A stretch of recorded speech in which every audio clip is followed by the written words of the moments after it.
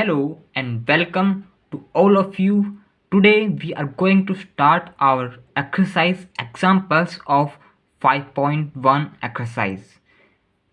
Dynamics book का आज हम 5.1 के एग्जाम्पल स्टार्ट करने वाले हैं जो कि बीएससी फाइनल ईयर की एक बुक है। ठीक है, तो चलो स्टार्ट करते हैं। सबसे पहला एग्जाम्पल क्या है 5.1 एक्सरसाइज का?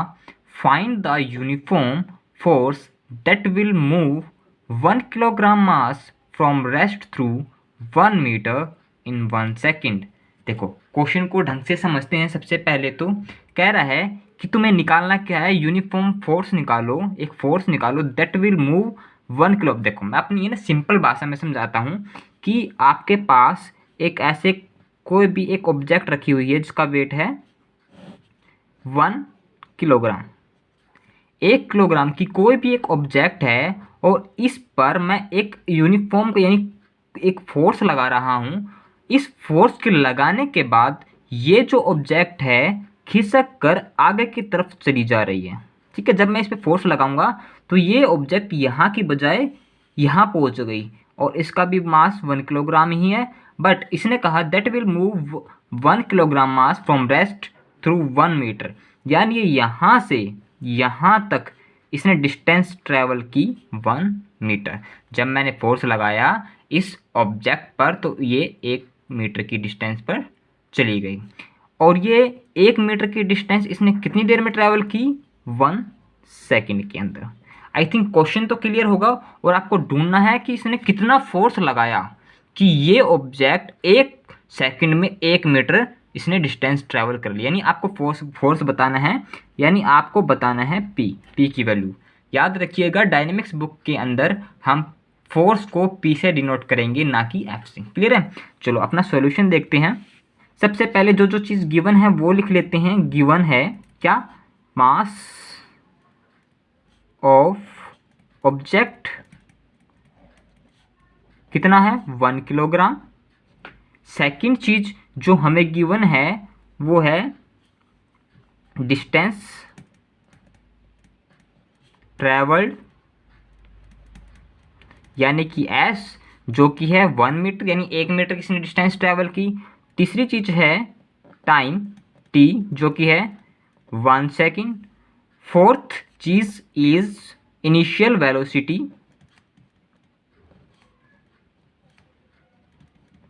यानी यू।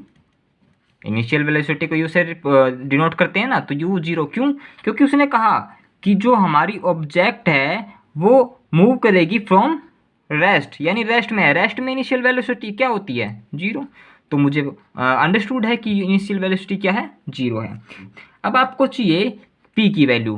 अब पी को आपको पता होगा पी इक्वल टू होता है m f, where f is the acceleration. ठीक है, तो पी की वैल्यू निकालने के लिए आपके पास एम तो है यानी मास तो है, बट आपको एक्सेलरेशन की भी जरूरत है।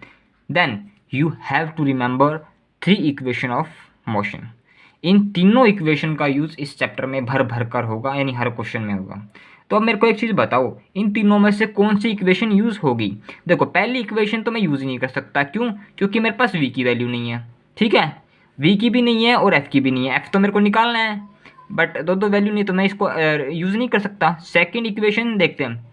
Second equation I think use कर सकता हूँ क्योंकि मेरे पास एस भी है, यू भी है, टी भी है, बस सिर्फ एफ नहीं है, यानी यहाँ से मेरे को एफ की वैल्यू मिल जाएगी। बट सिमिलरली यहाँ पे वी नहीं है और एफ भी नहीं है, तो मैं फर्स्ट और थर्ड वाली इक्वेशन यूज़ नहीं करूँगा, मैं सेकेंड वाली यूज़ करूँगा। नाउ वी नो, लिखेंगे जो भी इक्वेशन है, U T plus half F T square और सारी की सारी वैल्यू यहाँ पे पुट कर देंगे। एस क्या है? 1, यू क्या है? 0 और टाइम क्या है? 1। वैसे मल्टीप्लाई करेंगे तो अल्टीमेटली 0 ही मिलेगा। एफ मुझे ढूंढना है और टी क्या है? 1। अब आपको यहाँ पर एक चीज़ का और ध्यान देना है। आपको 3 सिस्टम, अगर आपने लास्ट वीडियो देखी है तो यानी इसका जो इंट्रोडक्शन था वो देखा है, उसमें मैंने 3 सिस्टम बताए थे। एक होता है MKS, एक होता है CGS और एक होता है FPS। आपको हर क्वेश्चन में ये भी ध्यान रखना है कि आपकी जो क्वेश्चन की यूनिट्स हैं, यानी आपके जो क्वेश्चन की मेजरमेंट दी हुई हैं वो किस यूनिट यानी किस सिस्टम में दी हुई हैं। तो इस क्वेश्चन के अंदर हमारे को जो यूनिट ऑफ सिस्टम दिया हुआ है वो एम के एस के अंदर दिया हुआ है। कैसे? एम यानी मीटर, जो हमारी डिस्टेंस है वो मीटर में दी हुई है, और के मतलब किलोग्राम, यानी जो वेट है मेरा वो किलोग्राम में दिया हुआ है, और एस मतलब टाइम, जो कि सेकंड में दिया है। वैसे टाइम की यूनिट तो सभी में सेकंड ही होगी, तो यानी एम मीटर में है, वेट किलोग्राम में है, और टाइम सेकंड में है। तो हमारा ये वाला सिस्टम यूज़ हुआ है। तो ये ध्यान रखना है कि कोई ऐसी यूनिट ना हो कि कोई यूनिट तो इससे बिलोंग कर रही हो और कोई इससे। ठीक है, यानी एक ही सिस्टम के अंदर तीनों जितनी भी यूनिट्स हैं एक ही सिस्टम के अंदर होनी चाहिए। बेसिक सी बात ये है। ठीक है, अब इसको सोल्व कर दो। इसको अगर आप सोल्व करते हो तो कितना बचेगा? इस 2 को इधर भेज दूं मैं, 2f, यानी f की जो वैल्यू आ गई आपकी 2 मीटर पर सेकंड स्क्वायर। यूनिट लिखना बहुत ज़्यादा ज़रूरी है, अदरवाइज आपके नंबर डिडक्ट होंगे ही होंगे। क्लियर है? तो अब f तो आ गया। अब उसने पूछा था कि फोर्स निकालो। यहाँ पे लिखेंगे देयरफॉर, आप नीचे वाली लाइन में लिख लेना therefore P equal to m f, and m की वैल्यू है आपके पास 1, और P की वैल्यू f की वैल्यू आपने निकाली 2, यानी P की जो वैल्यू आ गई वो आ गई 2 न्यूटन। और यहाँ पे मैंने न्यूटन ही क्यों लिखा? क्योंकि मैंने आपको इंट्रोडक्शन वीडियो के अंदर बताया था कि एम के सिस्टम के अंदर जो फोर्स होता है वो न्यूटन के अंदर होता है। तो यहाँ पे आप एक चीज़ और लिखोगे, क्या? अगर आप चाहो तो लिख सकते हो, here P is the force.